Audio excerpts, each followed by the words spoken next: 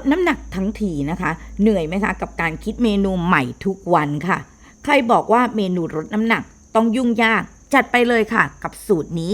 ง่ายใน5 นาทีกับน้ำพริกเต้าหู้กรีนสูตรไร้น้ำตาลความลับของสูตรนี้คือเราจะผัดกับน้ำมันมะกอกที่ดีต่อสุขภาพผัดจนแห้งสนิททำให้เก็บกระปุกใส่ไว้ได้กินยาวๆหลายวันเลยค่ะปรุงรสแซ่บๆแบบโนซูก้าได้โปรตีนจากเต้าหู้ไปเน้นๆไขมันดีจากน้ำมันมะกอกแถมโซเดียมต่ำไม่ต้องกลัวตัวบวมค่ะวันไหนรีบแค่ตักมาคลุกคล้าวกินคู่กับผักลวกแซ่บแบบไม่รู้สึกผิดหุ่นปังแถมประหยัดเวลาชีวิตไปได้เยอะเลยนะคะทำกันดูนะคะเดี๋ยวเราไปเริ่มเมนูนี้กันเลยค่ะขั้นตอนนั้นง่ายแสนง่ายเลยค่ะเราจะมีเต้าหู้แผ่นนะคะเราจะใช้แค่1 แผ่นเท่านั้นค่ะให้เพื่อนๆหั่นค่ะหั่นนะคะเป็นก้อนสี่เหลี่ยมในลักษณะนี้หลังจากนั้นตามด้วยการปอกกระเทียมนะคะและหอมแดงค่ะ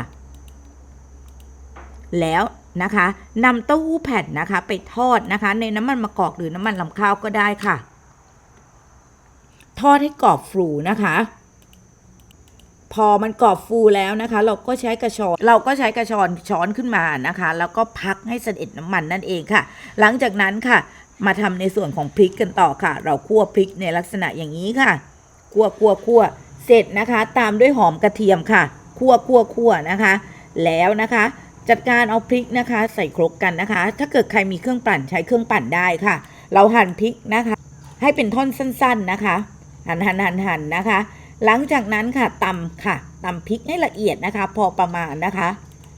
แล้วตามด้วยหอมกระเทียมค่ะตำต่อค่ะตำค่ะตำต่อจนได้ในลักษณะอย่างนี้พักทิ้งไว้ค่ะเราก็นะคะมาทำในส่วนของ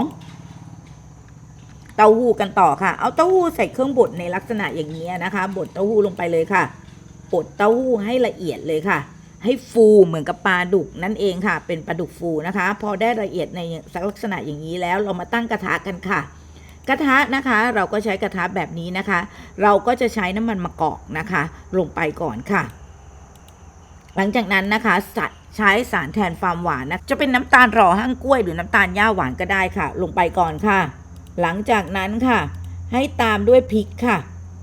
และก็นะคะเกลือชมพูค่ะแล้วก็ตามด้วยพริกที่เราจัดการเมื่อกี้นะคะคนส่วนผสม